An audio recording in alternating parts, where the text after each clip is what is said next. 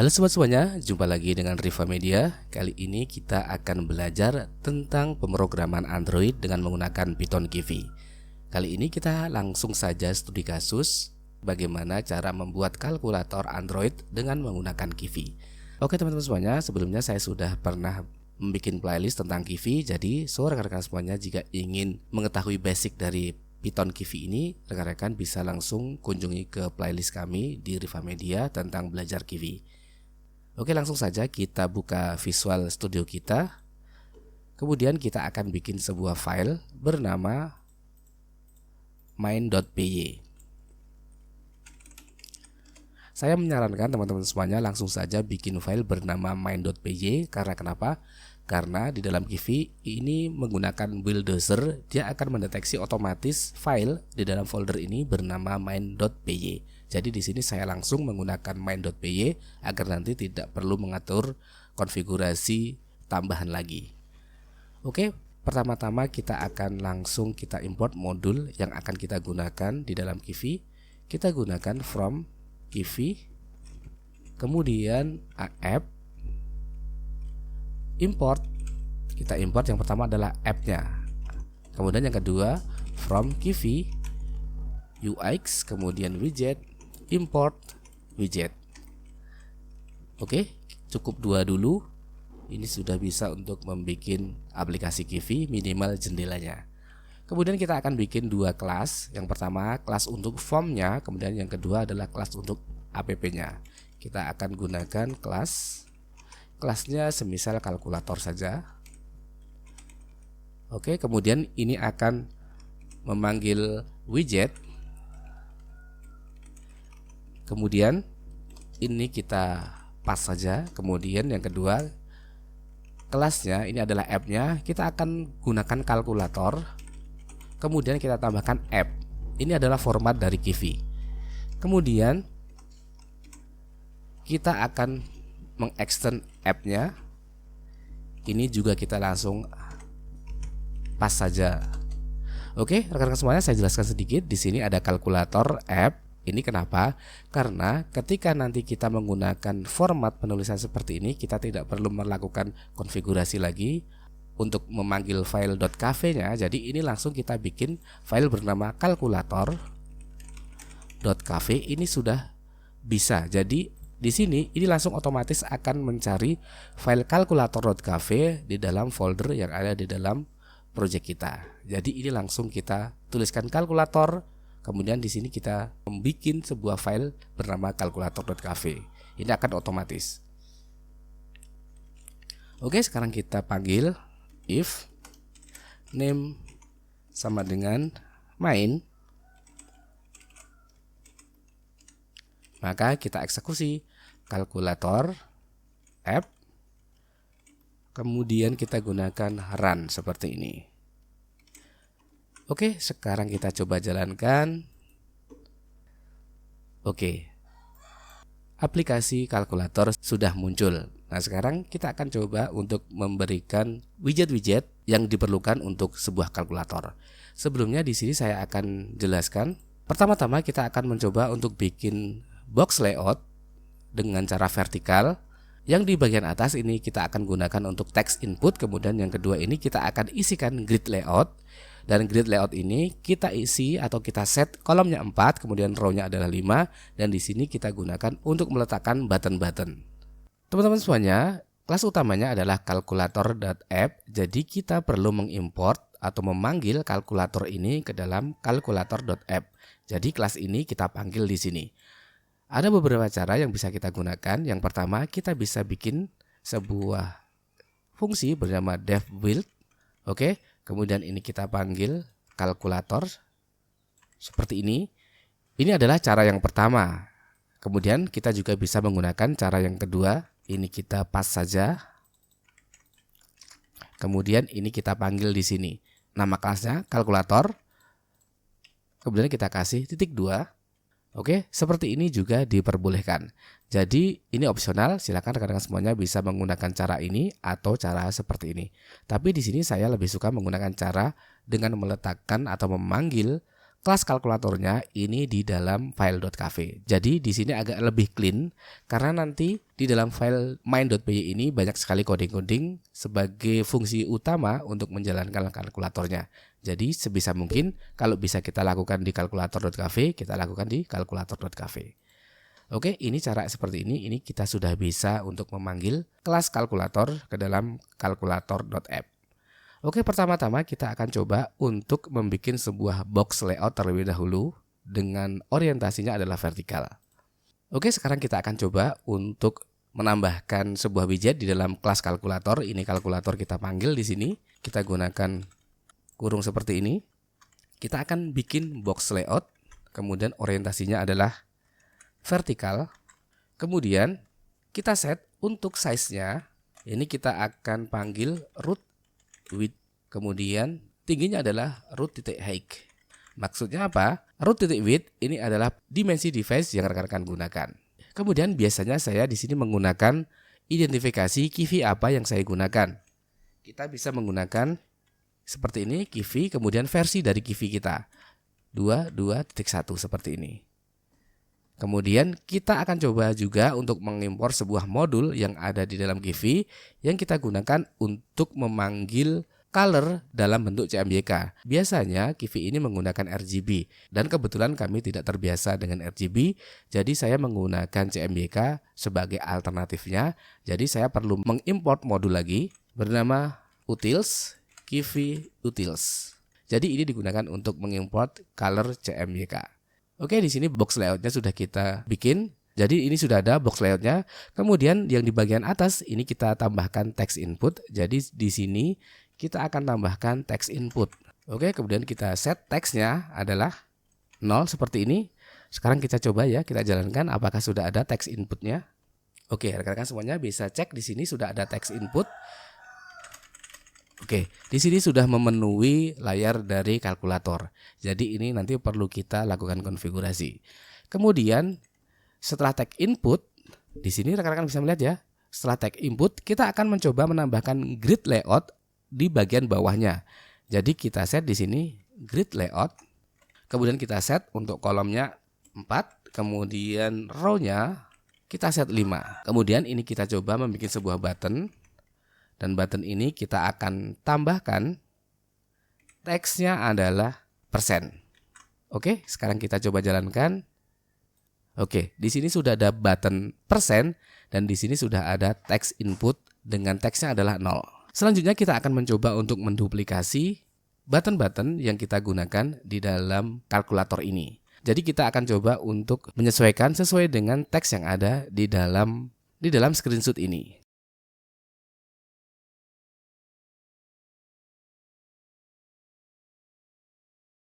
Pastikan rekan-rekan semuanya untuk spasinya atau tabnya ini harus sama, karena kalau tidak sama nanti akan error. Oke, sekarang coba kita jalankan ya, kita jalankan. Oke, rekan-rekan semuanya, di sini kita sesuaikan di sini.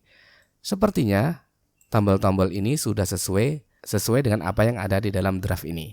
Selanjutnya kita akan coba untuk membuat style agar kalkulator ini sesuai dengan apa yang telah kita rencanakan, meliputi ukurannya, kemudian warna-warna dari tombol ini. Oke, di sini kita akan coba untuk yang text input ini akan kita rubah untuk size-nya agar tidak terlalu tinggi, karena kalau kita play di sini posisinya 50%.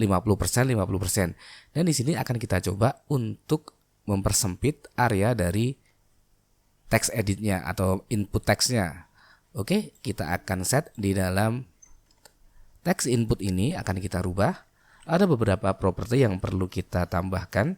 Di antaranya kita akan coba untuk alignment-nya ini dari kanan, yaitu kita akan tambahkan H-align. Ini akan kita set dari right. Kemudian font size-nya ini akan kita set menjadi 50. Kemudian setelah font size kita akan coba untuk size hint. Size hint ini kita set untuk lebarnya ini 1 maksudnya adalah 100%.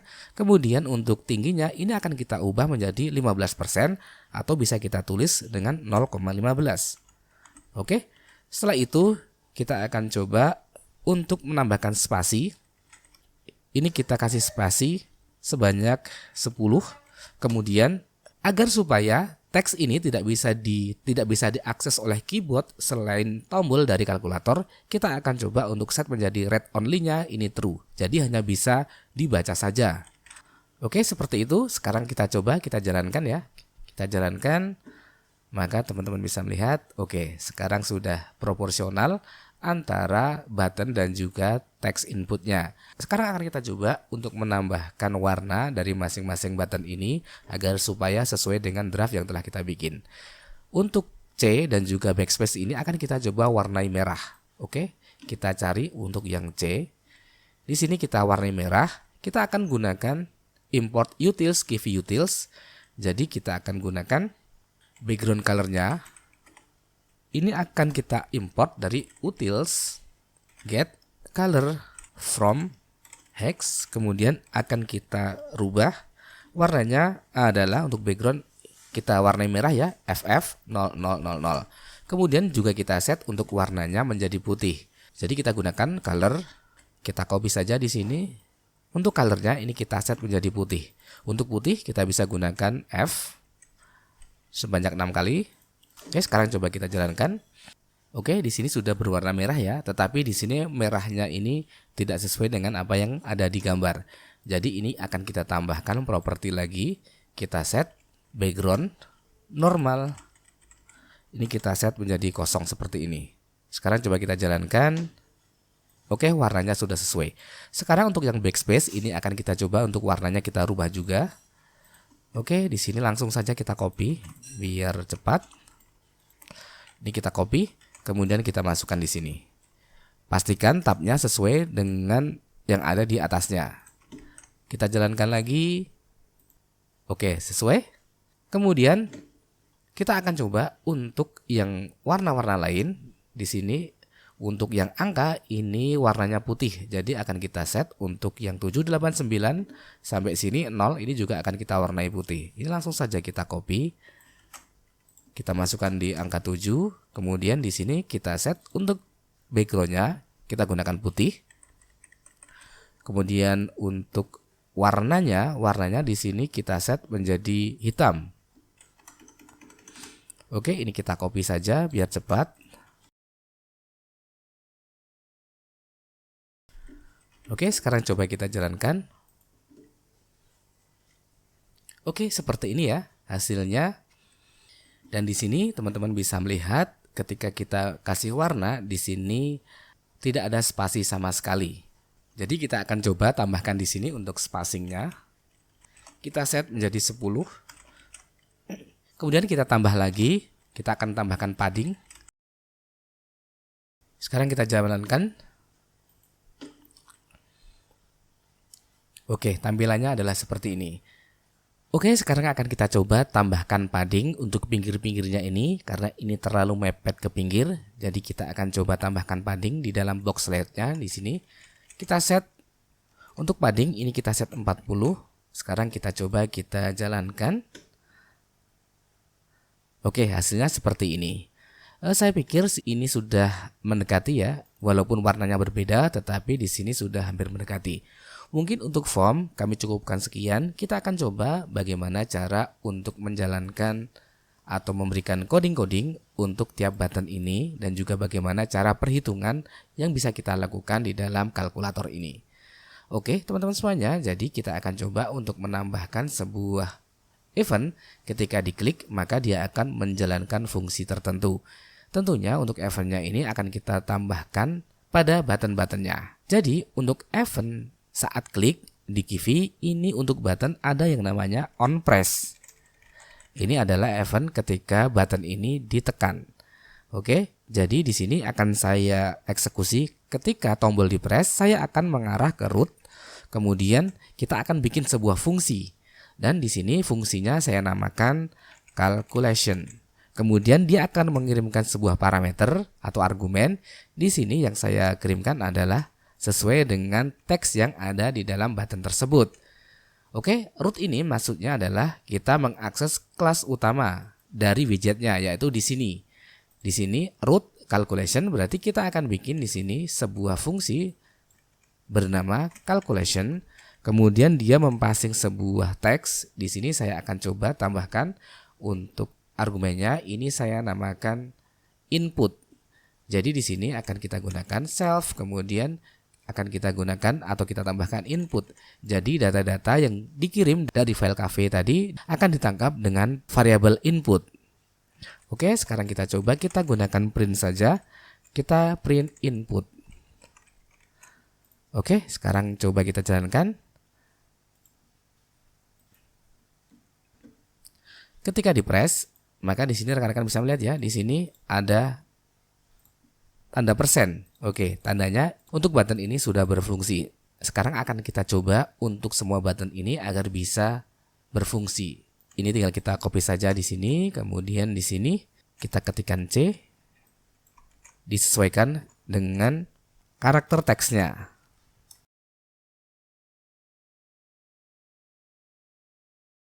Oke, kita jalankan kembali.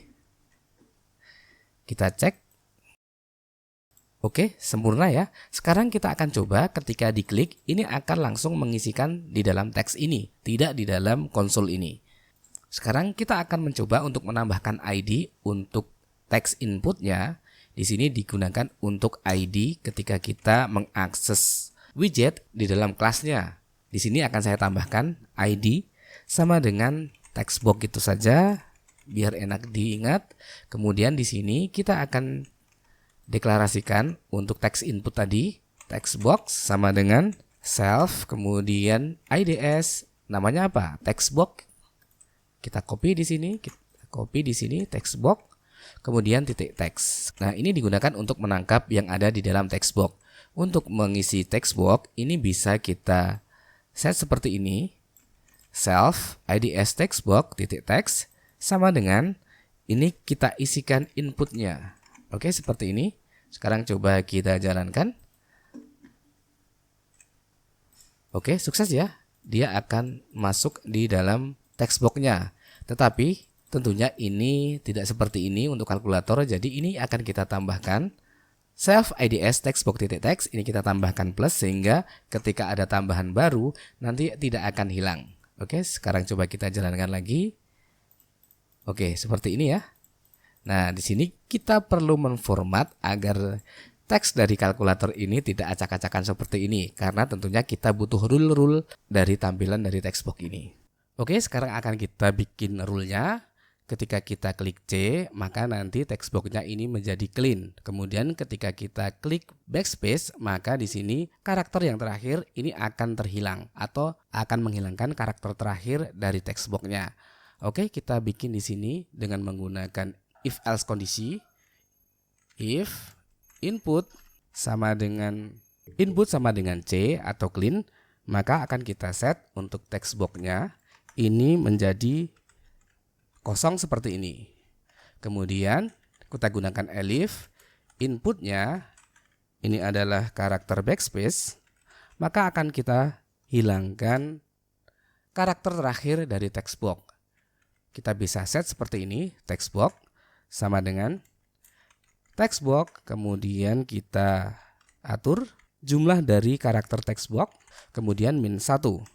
Oke, ini akan menghilangkan karakter terakhir dari text box. Kemudian kita gunakan else. Yang lainnya ini adalah text box. Ini kita masukkan di sini. Seperti ini. Kemudian untuk data dari text box-nya ini kita ambil dari rule yang ada di sini. Jadi ini kita ganti menjadi text box. Oke, sekarang kita coba kita jalankan. Oke, ketika kita klik ini menjadi kosong. Kemudian kalau kita klik yang ini, maka dia akan menghilangkan karakter terakhir dari text box-nya. Oke, sekarang akan kita set menjadi ketika text box-nya ini clean atau tidak ada sama sekali, maka ini menjadi default-nya adalah kosong.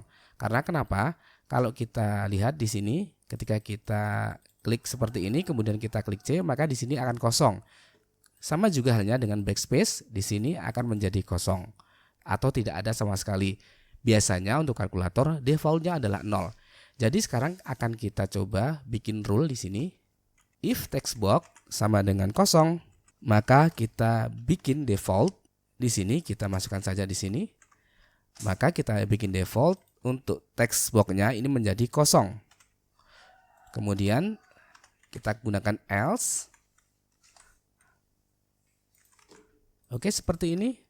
Maka selain kosong, maka dia akan mengisi data-datanya dari rule yang ada di sini. Oke, sekarang kita coba jalankan. Kita klik C, maka dia akan otomatis kosong. Kemudian ini juga ketika kita backspace seperti ini, maka dia akan defaultnya adalah kosong. Kemudian kita akan membuat pengaturan untuk tanda titiknya. Nah, di sini ini tidak diperbolehkan karena kenapa? Karena desimal ini hanya satu kali ya untuk titiknya. Jadi ini kita akan berikan pengaturan. Caranya adalah kita gunakan elif di sini. Elif input sama dengan titik. Kemudian kita cek apakah di dalam text box ini sudah ada titiknya apa belum. Jika ada, maka dia tidak akan menerima titik baru di dalam text box-nya. Jadi jika input sama dengan titik and karakter titik ini ada di text box. Oke, inputnya titik dan titik ada di text box, maka kita gunakan pas saja. Artinya tidak melakukan apapun juga.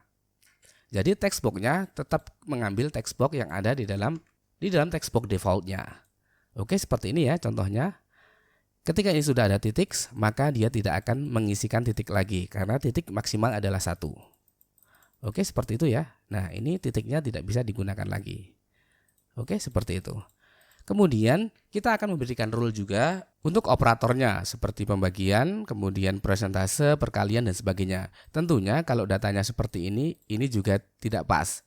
Jadi akan kita bikin pengaturan ketika karakter terakhirnya ini sebuah operator, maka dia tidak akan menerima operator lagi. Oke, caranya seperti apa? Kita cek di sini ya. Sebelumnya kita akan bikin dulu semua operator-operator yang ada di dalam kalkulator ini.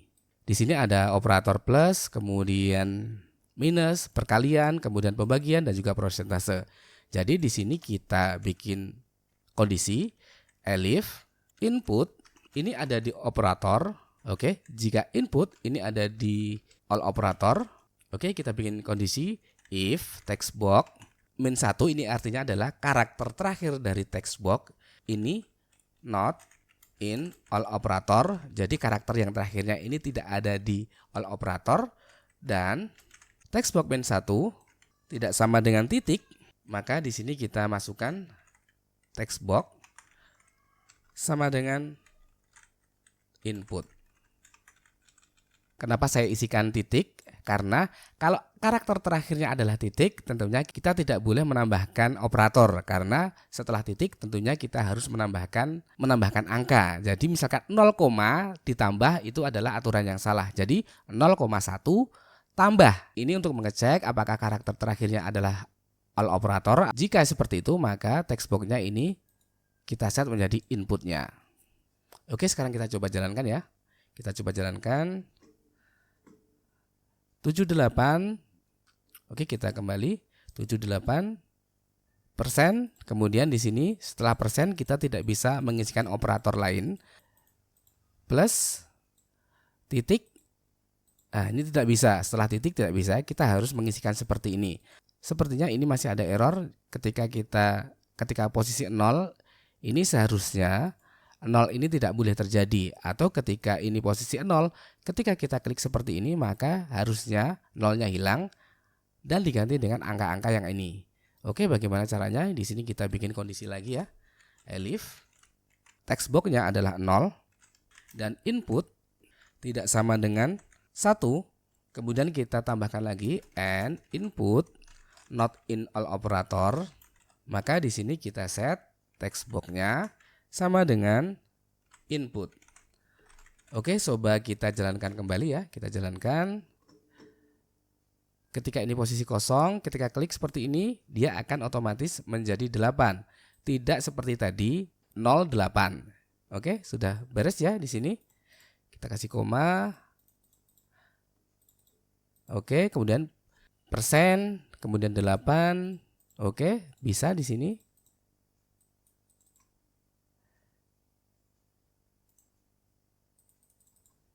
Oke, sukses. Oke, sekarang akan kita coba tambahkan untuk sama dengannya. Kita tambahkan kondisi di sini.